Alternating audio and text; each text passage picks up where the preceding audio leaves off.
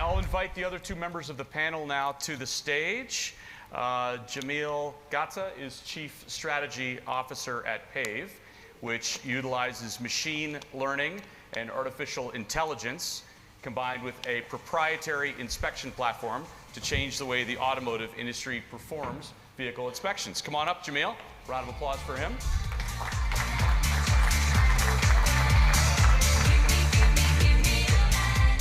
Mark Queen's passion for AI led to his founding of Sky Automotive Solutions in 2021. Recognizing the crucial role of computer vision in modernizing other retail sectors, Mark's team is applying AI breakthroughs to processes that help create within the CRM. Welcome, Mark Queen. Thank you. And my friend Rich Sands is CEO of Stella Automotive AI, the leading AI platform designed specifically for the automotive retail industry. He's relatively new to his role, but he's learned a lot in a hurry. Rich, welcome. Rich Sands. All right.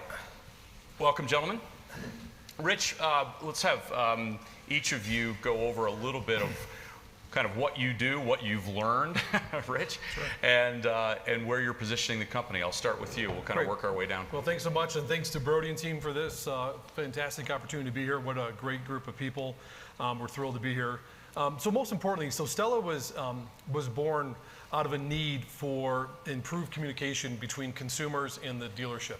So it's a specific built platform, voice AI, best AI in the industry, because of the technology that was built by our founder. So I do want to recognize Jocelyn Beaudet, who's in the back of the room. She's the creator, the founder of the platform. And so what we've done is we've created a situation where you can solve a specific problem with being able to interact with the dealership using AI. And our mission is to create time. And the way we create time is to take workload off of the dealership staff.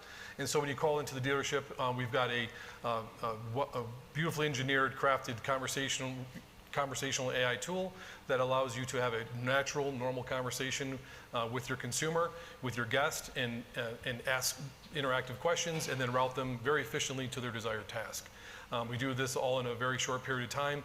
We answer first ring. We know who's calling. We know what vehicle's in the garage. We're context aware, so we can understand where they most likely want to go. And you can intercept different opportunities, like if they're ready for the 30K, or if you're here for an oil change on a regular scheduled service appointment. So that's just the beginning of where we're at, and we've got a lot more that's coming very soon. For the context of the audience, you became CEO when?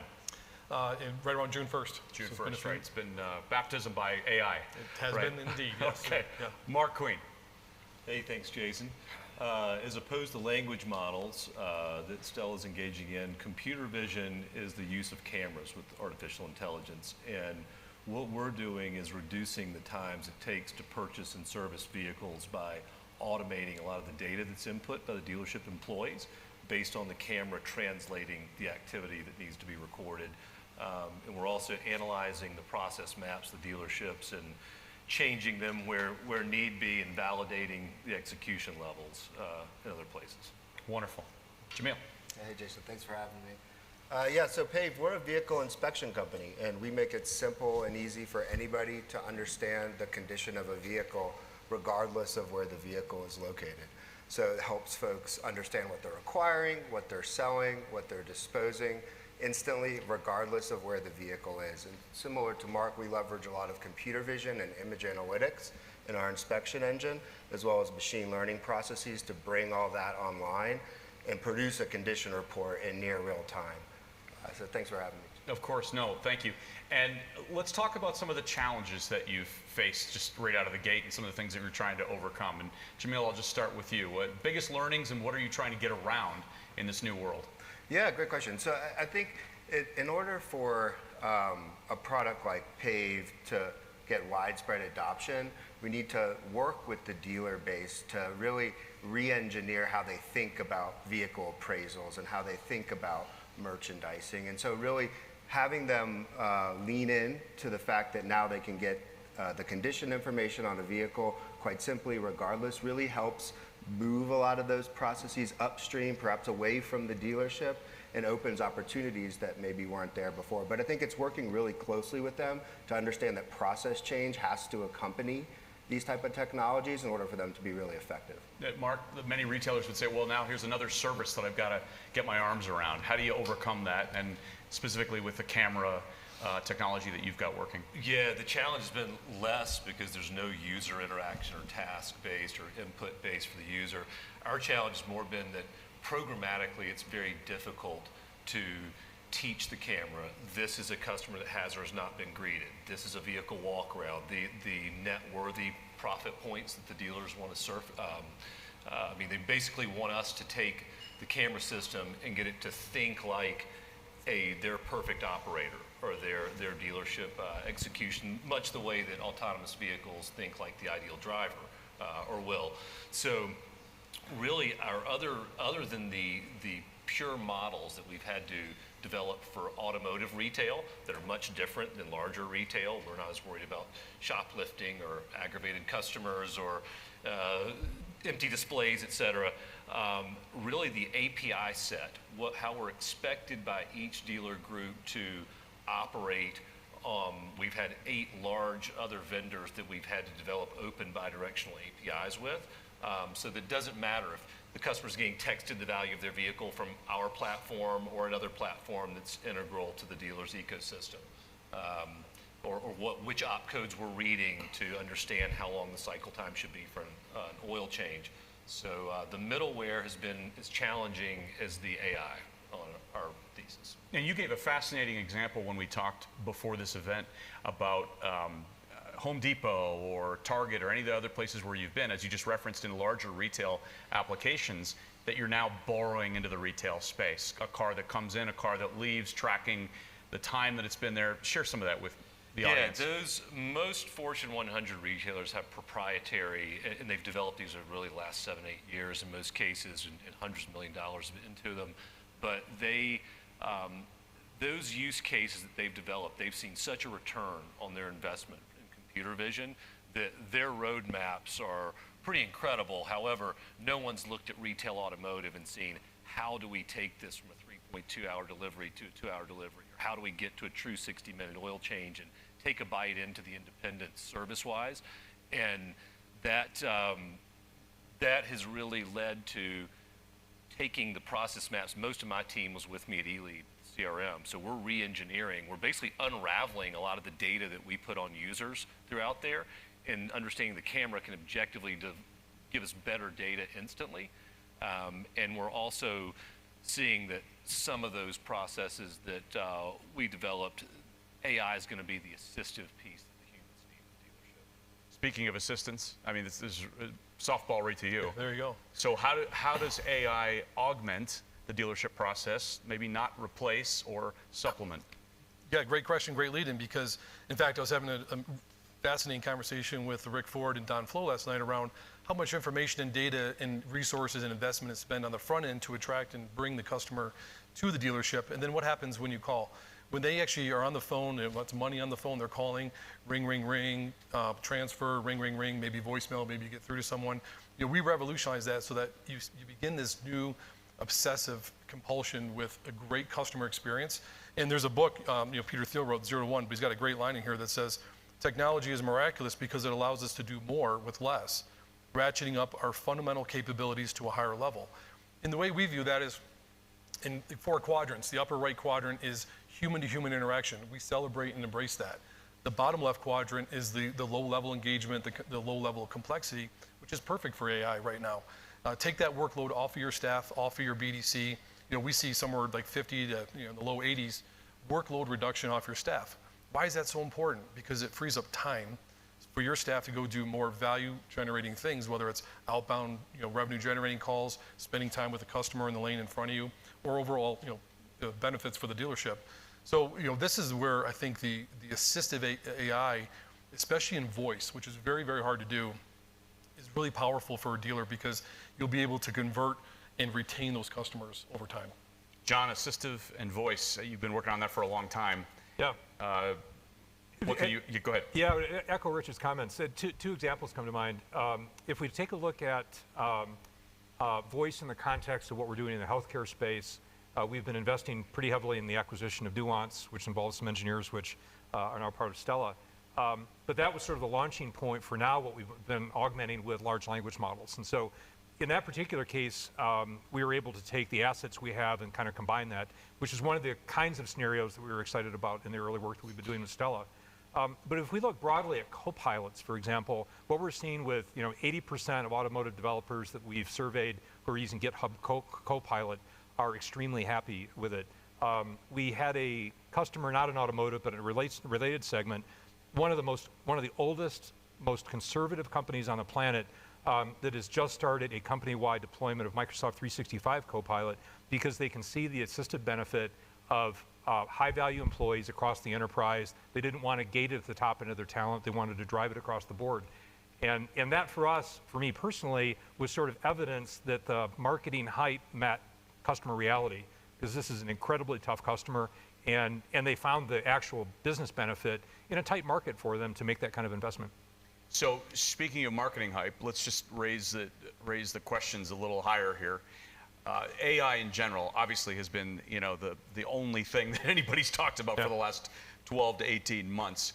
Are we learning more, Jamil, John? What do we know more now? Jamil, I'll just go to you, than we did before. Yeah, sure. I'll just echo what John said. I think with these foundational models that are coming online now, it's easier than ever for people to experiment with AI, and it's in a multimodal context as well. So depending on the problem you're trying to solve, you can easily start to experiment using your own data to then further solve for that problem. So I think it's a combination of having that leg up with the large language models, with even from a computer vision perspective, the foundational models that we have now are trained on 1 billion images as opposed to 5 years ago it was 1 million images. So we're taking these quantum leaps forward in terms of how these type of technologies can give you a leg up, and then you can put them to use within your organization where you really think it can solve problems at the dealership level, even for knowledge workers. Mark, what have you learned more in the last 12 Absolutely months? less training needed now with the billions of images that are out there is extremely helpful. But when you look at trying to solve very direct, real problems, say with retail automotive, one area that we're focused on is gesture recognition. You see in some fields, the technicians, like our techs, aren't really good with phones and tablets and typing, tapping. Or they're wearing gloves. Or Yeah, biochem, they could be hindrance. wearing gloves, Right. correct. And they could give a thumbs up to their stall camera and it type out their version of the MPI and send it downstream in seconds instead of minutes. And so we think that, especially with advisors, technicians, sales reps, desk managers, that type of easy gesture recognition, for example, if you go to Vegas, you see the dealer do this that tells the camera to look for a shift change or look for an activity to recognize. We're looking at using a simple hand gesture for the technician to say, hey, look, activity coming, and whether it's a thumbs up or a touchdown, it could record all green MPI, send that down to whatever system with the open API, and you could literally save minutes of that technician's time, because the OEs, the good news is the OEs, the customers, and the dealers are aligned that time is money. It's the most precious commodity of most of our customers, and if we could make things consistent and quick, people prove every day at their doorstep they pay for speed and consistency. So that's really what we're attacking. AI concerns? Well, first of all, on the time is money comment, I mean, that's exactly where this sits. And what's changed significantly, the AI itself is becoming so smart so fast. And again, centered around that consumer experience. Kevin Fry spoke at the conference this weekend from Jeff Wiley Group, and he had a fascinating data point on his customers, where there is now a portion of the population that expects and wants instant gratification, and they want to speak to an AI so that they can quickly and efficiently accomplish the desired task. On the risk side, it's about the amount of data that's coming in and being able to properly synthesize that into a work stream that results in something valuable for both the customer and the dealer. John, this week in the New Yorker magazine, they talk a lot about AI, and they said technology becomes an age, be it the automobile age, the internet age, when it's so pervasive that you can't imagine life without it. Culturally speaking, there's a before and after, right? And for people of a certain generation, the internet was once a rumor of bulletin boards, right? And then all of a sudden you're checking into your Airbnb in New Hampshire Right. and you want to know what the Wi-Fi code is. Yeah. So when does AI pounce into that next level? Yeah, it's a great question. And it was one that, as somebody at Microsoft, as a shareholder, as sort of a citizen, was very curious about. As the media wave started in the first calendar quarter of the year, one of the unique vantage points that I've got with my team is that we see the intersection of where the technology is evolving and our customers or partners are doing development. And I can look across the sectors, automotive, aerospace, high tech, discrete, process. The level of innovation is extraordinary, and the real world initial benefits that are being generated are significant. And so, I would say, at least from the data that we've got, we're really at sort of the bow wave of a fundamental transformation. Somebody likened it the other day to internet, e-commerce, iPhone, cloud, but it is having a powerful impact on the businesses that we're engaged with at the moment. But Jamil, it's also been a little bit of a silent partner in ordinary life to some extent, right? From smartphone picks to even Netflix recommendations. Right. We start looking into ChatGPT, Bard, things like that. Where does that end of it go? Yeah, no, I mean, I think you talked about making recommendations or machine learning in general. Look, that's been automating tasks for a while now, right? And I think when you think about the next generation of AI, it's really going to be having the systems work in conjunction with people in order to make them more effective. And so really the systems that will win and the processes that will be enhanced are really going to be fundamentally sound in the fact that it's going to be working with the AI. As an example, like if you're worried that the AI is not good at a certain task or good at a certain subtask, then you can have the human there to prompt it, to engage with it, to work with it in order to have a better experience overall. And so sort of that's, I think, where a lot of this is headed. And Rich, it's not just a technology, it'll be a way of life to some extent. Absolutely. I mean, it's a digital assistant. John mentioned it. In fact, what we see happening very quickly here, in fact, we'll be announcing a partnership with Microsoft here before NADA, where Stella will be the co-pilot for automotive retail. So we're very excited with that, John. Thank you. But what we see is a digital assistant in all aspects of your life, and specifically for what we do around when you engage with a car dealership. By days at JD Power, Dave Power had a saying, which we've all heard, which is, it's worse, what's worse, going to the dentist or going to a car dealership. Well, now it can be such a pleasant experience and so engaging that it creates that customer retention that you become extremely loyal to that positive experience from the time whatever that touch point was, whether it's a text or through the web or a phone call, but how you're treated and how you interact with that dealership I think it's going to create a massive change in people's loyalty to a specific dealership and brand. So Mark, a lot of tech players I mentioned earlier in the previous two conversations in the room. What kind of partnerships do you need? It takes a village in automotive for sure. You've got to be, in our opinion, open and agnostic and have such a robust pipeline that the dealer can do it their way. Because certainly the secret sauce for one dealer group is not the same for the other. And if you're wanting to we're huge on de-risking this to the point that unlike other forms of retail, we don't need to know who it is. We need to know what the process is.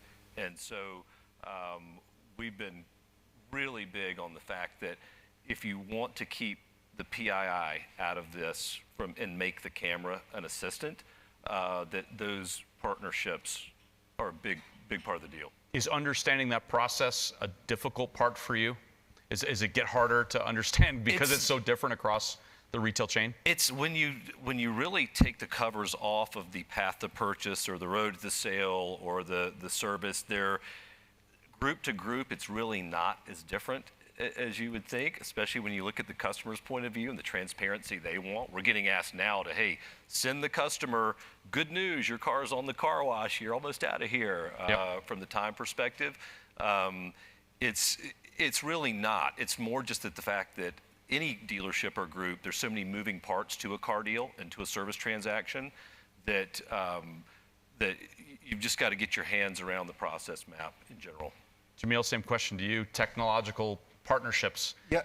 What would you be aiming for? Yeah, sure. What's on your wish list? Yeah, a lot. No.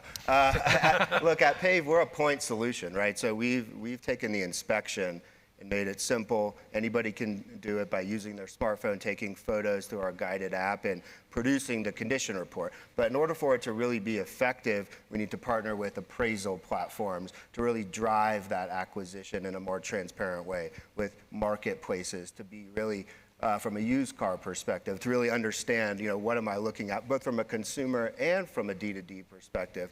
And then as you look at managing and monitoring fleets of vehicles, really partnering with those fleet leasing companies, those fleet managers, and the associated systems they use to really have our solution come in and just bring a little bit more light into understanding the overall condition of their vehicles. Given what I said before about there being enough AI conversation out there currently, are those discussions getting easier or harder?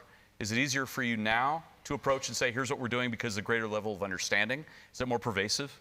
It's a good question. I think in the inspection space, everybody needs to try the product, right? That's my saying to everybody is, look, try it out for yourself, see if it solves your problem. We feel confident that ours does. And so as we get more conversations and as more people try out our solution, of course it becomes easier. AI in general, it's at the top of everybody's mind, so everybody's curious how it can enhance their business processes, how it can automate certain interactions at the rooftop level, at the corporate level. So of course, people are always talking about it. And I think to an extent, it makes it a little bit more effective in terms of letting people know how you use it and what you do with it. And John, we talked about a little bit during our own talk, the ability to, get the end consumer to understand what you're trying to do with AI. Absolutely. It's probably easing. It is. As a matter of fact, interesting you would ask that question, because it probably wasn't evident until after we launched it, but we actually took a consumer-first approach when these technologies first launched. The traditional release path for these things is look for your large commercial customers first. We went the other way around. We released it in Bing. We made it publicly available. We applied some corporate security standards to it so it could be adopted successfully, but we really looked at consumer interest and understanding driving the front end of the curve, which was a strategic decision on our part. And now we're beginning to see the commercial adoption with our corporate customers as well as our partners follow that same trajectory. So I'll stay with you. So if we look out 10 years from now on AI, where are we, John? I think Bill Gates was asked this question quite a few times. It's impossible to predict. I'd probably be over ambitious in a 2 to 3 year period and under ambitious in a 10-year time horizon. But if we draw the trend line out from where we are at the moment, the fundamental elements of scale are there. The level of interactions are going to be deeper. The opportunities to innovate are going to be broader, far more democratized. The tooling to develop those solutions will be better. The platforms to manage data for multiple sources would be better. So if I were looking at it from the standpoint of tech innovation, I think now is the time to sort of set the journey. Your view in 10 years could be wildly ambitious and would probably be underneath kind of where the market would be at that stage. Well, you mentioned Gates, so let me actually bring this up. A perfect lead into this. Inc. magazine this week, in the next 5 years, he said, you'll have your own artificial intelligence assistant or agent. Agent was mentioned. You and I discussed this. Exactly. A frequent voice in your ear that will help you with everything from deciding where to go on vacation to managing your friendships. I mean, this is groundbreaking. Right. And of course, he's been thinking about it for the last 30 years. Right. But a couple of points that I want this panel to kind of expand on your own thinking here. Number one, you won't bother with software or operating systems anymore. Do we buy that? Look at me, I'll go first. Yeah, I think what you're going to see in a very short order is a massive consolidation and integration of data sets and data operating systems. Because what happens is the AI, and I'm sure Mark and Jamil see something very similar, which is when you have this interoperability, you can fetch and pull data from multiple systems in real time. And what the AI is able to do is process that and apply it to both the auto retail in this space as well as the consumer to create a path forward for accomplishing the desired result. So I think you're going to see the data, there'll be specific data sets that grow and expand, of course, across all areas, but that interoperability and accessibility is going to really accelerate. I agree. We don't see the vendor silos of data that we've seen around some of the automotive use cases emerging. And we do see the customers more, in the case of computer vision, it's becoming less and less a secret that computer vision will let you use the biometric line at the airport and get there 20 minutes later, or that people just use it every day and get a little more desensitized. I think the use cases emerge with the economy a little bit. For instance, we got a reach out last week from Zurich who said, hey, dealers right now are not happy that we're having to raise premiums due to incidents, but we cannot issue credits to offset those raises unless they've implemented something new that's going to help us. So your customer fall model, your firearm detection, your vehicle theft, if we could think of a way to use AI to help ease some of that friction point, and we think that example extends vendor to vendor to vendor across the chain. Jamil, your thoughts on the transformation over just 5 years? I mean, we think 2028 is what he's saying. Yeah. I mean, I think bolting onto computer vision. I mean, when you think about where we are now, even with a basic example of like Google indexing your photos on your phone, I think as multimodal AI continues to evolve, you'll see a time not too distant future where you're asking it, please show me the picture of my daughter that I took, at the farm on October 8th, and it'll bring it right up. So the interactivity, I think, will change. And then I think the biggest change over the next 5 years, it's already being proven out to some degree, is that humans, and especially knowledge workers, will be impacted by this type of technology and will have to learn to work with it. I mean, there was a study just done by Harvard Business School and Boston Consulting Group where they implemented these large language models and ChatGPT with their consultants, and immediately saw a 45 to 50% lift in their productivity. And these are around intermittent, non sort of linear tasks, right? And I think that if that's where we are today, then I think as we move through the next 5 years, it could become really pervasive. Yeah, and he talks about merging the different types of AI. We've got 3 different use cases here on the stage right now, and we do see that as we've had dealers groups. I mean, Rick Ford with Sonic is here, and what we're hearing is that, hey, we would love if our employees that are better face-to-face and not with technology could simply say a technician has earbuds in and says, hey, Siri, start Sky Vision. Good afternoon, do you want to conduct MPI, start video walk around a vehicle, or cause complaint correction state? And the technician says, start MPI, uses the language model in tandem with the camera, and expedites the process. It's not going to be 5 years is absolutely reachable for a lot of these. Rich, go ahead. Yeah, one of the key things too is this interoperability is a real thing. What the dealers are being able to, the average dealer, I've heard a stat that they have 76 different software packages that are under one typical rooftop, and managing that is such an intense focus, a lot of time, energy, resources. And to be able to have an AI agent be able to consolidate and pull the value out of those different systems and apply it to a business case to the point where now the real-time reporting and alerting really allows your sales team, what's the most important 5-10 things I should be doing right now? Service, 5-10 things right now, F&I, recall. That's what's fascinating. And then the predictive side of it as well, especially with what Mark and Jamil are working on, to be able to see the predictive analytics of what is going to happen. Like, what do we anticipate is going to happen in my store tomorrow or next week? I mean, it's not there today, but that's something I see coming in the very near future. John, it's kind of the holy grail, isn't it? Absolutely. I mean, the predictive stuff for a lot of dealers in the room here. I mean, Don Flo wants to know what's going to happen next month. Absolutely. Right? Yeah, and we're beginning to see the emergence of those kinds of models as well. So, I think to build on your point of kind of where the trend line goes, that's an interesting opportunity. I think one of the best parts of my job is that we sit at the intersection of where technology can go in a 5 to 10-year time frame.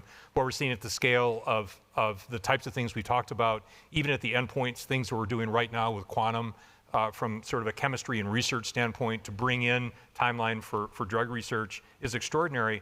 But at the same time, we're trying to figure out how, as Microsoft, we make our quarter, how we help you make your quarter. And so finding those applications, those practical use cases, against that longer term trend line is kind of the compelling part of, I think, of our story at the moment. We're finding some very useful stuff, and the world is going to dramatically provide opportunities for greater transformation over the next decade. Okay, I'm going to save this question. You'll answer it last, and you'll know why in a moment. But if we think about what Ernie Garcia said about the struggle being real as a tech startup, getting punched in the face 5 times, sounds so appealing. I know you haven't been punched that much since June. Look at this. Well, okay, maybe you have been. All right. What are you learning? What are you applying? How is your business changing as the fists have been flying? Yeah, you know what? I love retail. Our company loves retail. We're specifically focused on only automotive retail. So we've got a collection of people that are beyond passionate for this industry. And to make small, measurable, incremental improvements is really important to us. So with voice specifically, it's important to have very high quality. The struggle is real. I mean, it is a day-to-day, hour-to-hour battle. And as you sit across a company, you can see all the things you want to improve, but you have to prioritize what's the most important for your customers and then how to implement and engage. The one thing I can tell you, though, is that there is something special about this industry, and it's the people in this room. Always has been, is, and always will be a people-based industry. And to be able to connect, to learn, to fail fast, and to share the success is what this is all about. And so, you know, getting together and connecting people and using tools to help people connect faster in a more deeper, meaningful way is why we're here. Mark? The struggle is real. It's been deja vu for a lot of our team. We had nightmares back to the early 2000s with CRM and having dealers go, "You're crazy if you think I'll lose all my best salespeople if they have to log into this system and adhere to these processes, and you manage our inbound phone process and these things, and even put tablets on our lanes, et cetera, in our hands, text of our hands apps." It's the same thing now when we look at change of version is a very real thing for dealerships. And whether it's, hey, we haven't updated a camera in 10 years, and, you know, could you really use this one, or you know, we need to replace it somewhere else, or, hey, that's going to be too much Big Brother, and my customers may want us to get better at that, but we don't want our employees to think we're, you know, trying to measure the job they do. And some of those, most of those have very valid rebuttals of how we're not doing that, and what we're focusing on, and how we're able, especially computer vision. It's not like asking ChatGPT and not knowing what's going to come out, or you're inserting GANs or deep fakes and generating content and generative AI. We're able to focus the patterns on 6 use cases that are considered assisted by the customer, the employee, and the management. And but change is not natural to dealers. Right. Yeah. Jamil? Yeah, I mean, for me, look, I worked at Manheim for a number of years, and the largest #1 problem that customers always had was the condition reports aren't accurate. And so for me, I've just had a maniacal focus to figure out how to solve that problem.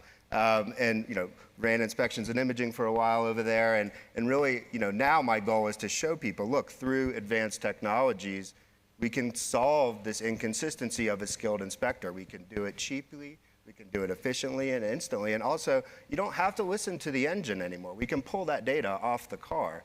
And so I think for me, like, solving that problem is what drives me every day. I know you're not a startup, but, you know, you were once. Yeah, absolutely. No, and you know, inside the company and outside the company, in Microsoft's own trajectory, you can look at some of our kind of most significant fails, and it has been a journey to get to this point. I'd go back to, I think, one of the comments I made earlier, which is that technology is necessary, but it's not sufficient. From the technology side, you need to make sure that you understand it in depth, you understand how you're applying it the right way. But everything we've heard here, everything we've heard from Ernie is true. The gate to success is going to be around organizational readiness.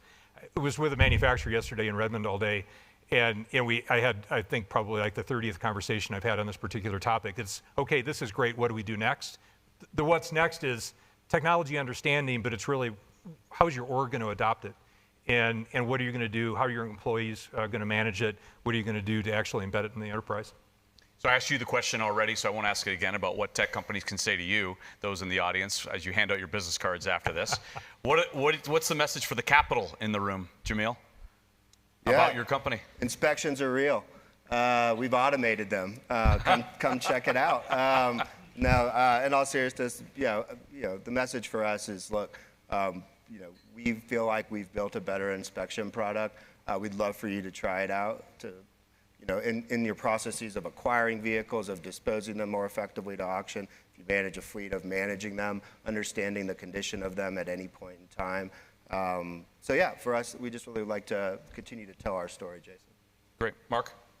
Yeah, it's one of our messages, computer vision talent is expensive, so a little patience, but we are extremely attentive to the fact that we need to be respectful of deployment of that capital, and so we really think that collaborative capital, if you're collaborating with a dealership that has certain use cases and they are an investor and they're able to participate actively in the roadmap, it's different than us just going and selling a dealership for $17.95. You get all our AI triggers, and the level of engagement when there's capital involved is extremely important to us. You've been on the tour doing this, but go ahead. Cloud-based, SaaS, low churn, very sticky.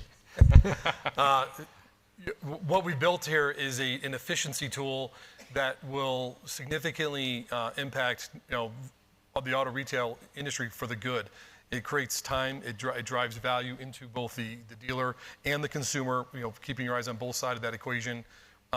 Being able to focus on service out of the gate, and now the front-end receptionist, and then moving quickly into sales, F&I, warranty, recall.